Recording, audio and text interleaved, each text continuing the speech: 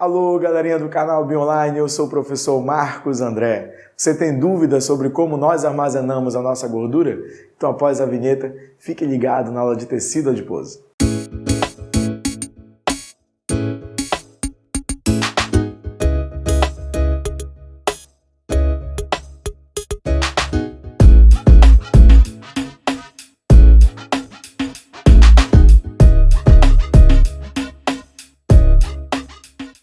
Alô, galerinha, tudo bem? Como é que estão os estudos?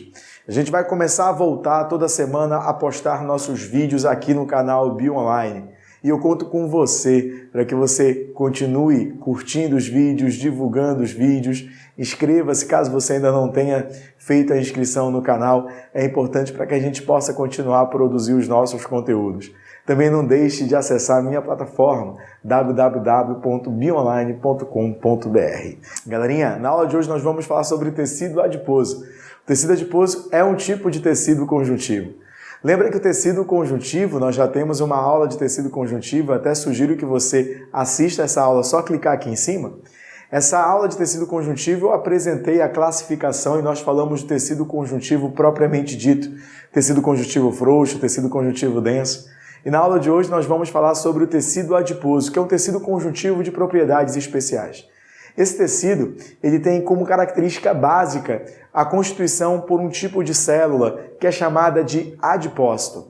Esse adipócito ele é formado por um processo de diferenciação de células mesenquimais. Então elas vão se diferenciando até formar essas células que vão compor o nosso tecido adiposo.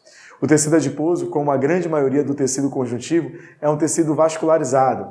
Inclusive, o quão é vascularizado, o quanto de vascularização ele apresenta, vai ser interessante para nós diferenciarmos o que é uma gordura, marrom de uma gordura branca. Mas daqui a pouco a gente fala sobre isso. Galerinha, ao falar sobre o nosso tecido adiposo, a gente tem que classificar como sendo um tecido conjuntivo, é vascularizado e formado por células chamadas de adipócitos. Adipócitos. Esse tecido é interessante que quando você analisa a pele, toma cuidado porque a pele não é um tecido, a pele é um órgão. A pele é o maior órgão do nosso corpo, inclusive. Ela vai ter uma camada externa, que é a epiderme, que nós já vimos lá no nosso tecido epitelial. Na aula de tecido epitelial tem um pouquinho sobre epiderme. Depois nós temos a derme, que é um tecido conjuntivo propriamente dito. E abaixo da derme nós temos a hipoderme, que é justamente essa camada de gordura. Então, qual é o papel do nosso tecido adiposo, ou quais as funções desempenhadas pelo nosso tecido adiposo? Vem comigo, pessoal. O nosso tecido adiposo está associado à reserva energética. Galera, atenção! Quando a gente fala em fornecimento de energia, é interessante frisar que o principal composto orgânico que fornece energia é o carboidrato. O carboidrato é a primeira molécula que vai ser degradada para essa finalidade energética, a nossa fonte primária de energia. No entanto, para que nós possamos, de uma certa maneira, armazenar energia, essa energia não é armazenada principalmente, no nosso caso, na forma de carboidrato, e sim na forma de gordura, na forma de lipídio. Segundo alguns pesquisadores, armazenar carboidrato seria muito pesado. Como assim, Marcos? Porque carboidrato, na sua palavra e na sua classificação, basicamente é um carbono hidratado. O que quer dizer isso? Para cada átomo de carbono tem uma molécula de água. Então sempre nós vamos encontrar carbono, hidrogênio e oxigênio. Diante dessa composição química, falar sobre armazenamento de carboidrato implica em armazenar uma substância que vai se tornar, entre aspas, pesada para o organismo. Nós, animais, temos uma característica fundamental, que é justamente a capacidade de locomoção. Percebam, ao falar eu estou me movimentando, mas a partir do momento que eu vou em direção à câmera eu estou me locomovendo. A locomoção é uma característica inerente ao animal. E para os pesquisadores, para que nós tenhamos essa capacidade de locomoção, é interessante que nós venhamos a armazenar um composto orgânico energético que seja leve. E aí predomina o lipídio, porque é predominantemente formado por ácido graxo, e aí nós temos hidrocarboneto com uma pequena quantidade de elemento químico oxigênio. De tal forma que, por conta dessa sua propriedade ser, entre aspas, leve e permitir a nossa locomoção com mais eficiência, é que o lipídio e a gordura passam a ser a nossa principal reserva energética. Galerinha, além disso, é importante na modelação da superfície corporal. Nós podemos pensar nesse aspecto no corpo feminino. O estrogênio, o estrógeno, o estradiol, que é um hormônio de natureza lipídica, porque é um hormônio esteroide, é derivado do colesterol, é um hormônio interessante pelo fato de que ele vai mobilizar tecido adiposo, acúmulo de gordura para algumas regiões típicas do sexo feminino, como a mama, como a região do quadril. E isso modela o corpo, isso ajusta o corpo, isso determina o perfil do corpo feminino. Não esqueçam que isso é uma característica sexual secundária. Turma, é importante você ter ciência que nós temos mecanismos genéticos e mecanismos adaptativos hormonais que permitirão diferenciar o sexo masculino do sexo feminino. E essa mobilização de gordura feita pelo estrogênio é uma das maneiras de diferenciar o corpo do homem do corpo de uma mulher, do corpo de um indivíduo do sexo masculino para o corpo de um indivíduo do sexo feminino. Além dessas duas funções, o nosso tecido adiposo também é importantíssimo, pessoal, uma vez que ele protege contra choques mecânicos. Essa proteção contra choques mecânicos, o amortecimento tanto de órgãos internos, como também feito pela nossa pele, é fundamental como mecanismo protetor mesmo em função das interações com o ambiente. Bem como também o nosso tecido adiposo, ele atua como isolante térmico. Ele é interessantíssimo nesse papel.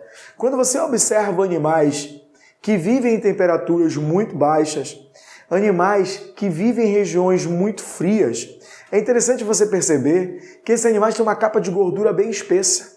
Essa capa de gordura espessa, ela é interessante por algumas razões. Uma delas, muitos desses animais passam um longo período sem se alimentar, então eles vão atuar como uma reserva energética. Bem como também é uma adaptação para suportar temperaturas muito baixas, porque nesse tipo de ambiente, predominantemente, você vai encontrar animais homeotérmicos. Marcos, o que é um animal homeotérmico? É um animal capaz de manter a temperatura corporal constante. Ele tem uma atividade metabólica capaz de manter essa temperatura por volta de 36, 37, 38 graus. Não é à toa que você percebe que os mamíferos, por serem homeotérmicos, e as aves, por também terem essa capacidade, são animais que você vai encontrar nos mais variados tipos de ambientes, sejam eles muito quentes ou muito frios. Porque somos homeotérmicos, temos um metabolismo elevado para manter a nossa temperatura corporal constante. E nesse cenário, nesse contexto, é importante falar do papel do lipídio. O lipídio, a gordura estocada, ela é importante por atuar como esse isolante térmico. Galerinha, vejam só. Existem animais que têm a propriedade de dormirem bastante e acordarem quando elas vão se alimentar. Isso é o que nós chamamos de sono hibernante. É o caso do urso. Outros animais têm a capacidade de hibernação. Esses animais que hibernam, eles têm simplesmente uma temperatura corporal muito baixa quando estão na fase de hibernação. Por exemplo, uma temperatura de 38 graus, uma temperatura normal, ela cai para 4 graus Celsius. Então esses animais que literalmente hibernam, eles vão depender dessa gordura acumulada para gerar energia para eles. E isso vai refletir, inclusive, no tipo de tecido adiposo, no tipo de adipócitos que nós vamos apresentar. Nós, quando somos recém-nascidos e quando somos adultos, nós temos literalmente adipócitos diferentes, morfologicamente diferentes. Percebam, quando a gente ingere a gordura vai ser digerida lá no nosso intestino, lembra dessa historinha? A enzima que atua na digestão da gordura é a lipase, produzida lá no suco pancreático. Existem autores que falam de lipase entérica também. Existem alguns que falam de lipase lingual, mas a principal ação digestória do lipídio, ela acontece justamente lá no intestino delgado. Só que para que ocorra essa digestão do lipídio é necessário a liberação de uma secreção. Secreção esta produzida lá no fígado e armazenada na vesícula biliar. Estamos falando de quem, pessoal? Da famosa bile. Isso mesmo, cuidado. A bile não tem enzima, a bile não faz digestão. O que a bile tem são ácidos e sais biliares que vão emulsificar a gordura para facilitar a digestão desse composto orgânico pelas enzimas liberadas lá no nosso intestino delgado. Pois bem, a partir do momento que você digere esse lipídio, digere essa gordura, vai formar ácido graxo e glicerol, que vai ser armazenado, que vai ser absorvido, vai cair na corrente sanguínea e vai ser transportado por vesículas chamadas de quilomicrons.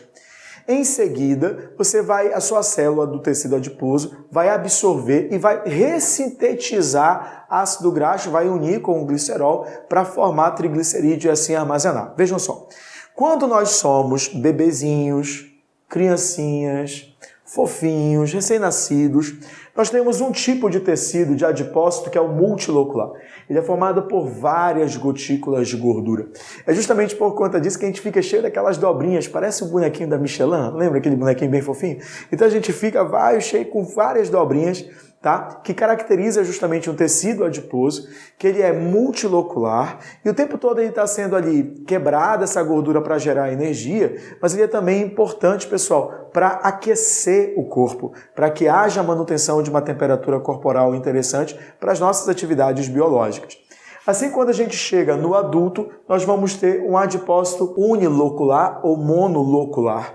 Ele vai apresentar, na verdade, uma única gotícula de gordura que vai ocupar a maior parte do citoplasma, tendo predominantemente aí uma função muito mais energética do que propriamente uma reserva ou um isolante térmico. Galerinha, atenção agora.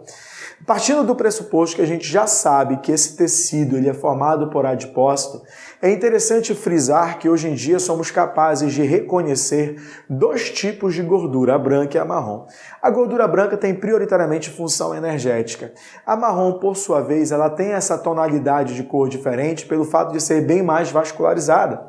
Então a presença de muitos vasos sanguíneos e sobretudo em função da hemoglobina e basicamente do sangue, da hemoglobina, do ferro, dá essa coloração amarronzada a esse padrão de gordura. O que chama a atenção nesse tipo de gordura, pessoal, são as suas células, especialmente as suas mitocôndrias. As mitocôndrias desse tipo de adipócito, ela tem uma proteína desacopladora localizada na crista mitocondrial interessantíssima. Ela é chamada de termogenina. E essa proteína ela é capaz, acompanha isso pessoal, olha que interessante, ela é capaz de gerar calor sem produzir ATP. Então, esse tipo de gordura ela é muito interessante para animais que hibernam, para animais que vivem em ambientes frios, para animais que precisam, de uma certa maneira, aquecer o seu corpo sem gastar ou sem produzir tanto ATP. Então, essa proteína termogenina você vai encontrar nas mitocôndrias dessa gordura que é chamada de gordura marrom, que é chamada de gordura com uma tonalidade um pouquinho mais avermelhada em função da sua vascularização. Galerinha, vamos fechar aqui a ideia, por favor?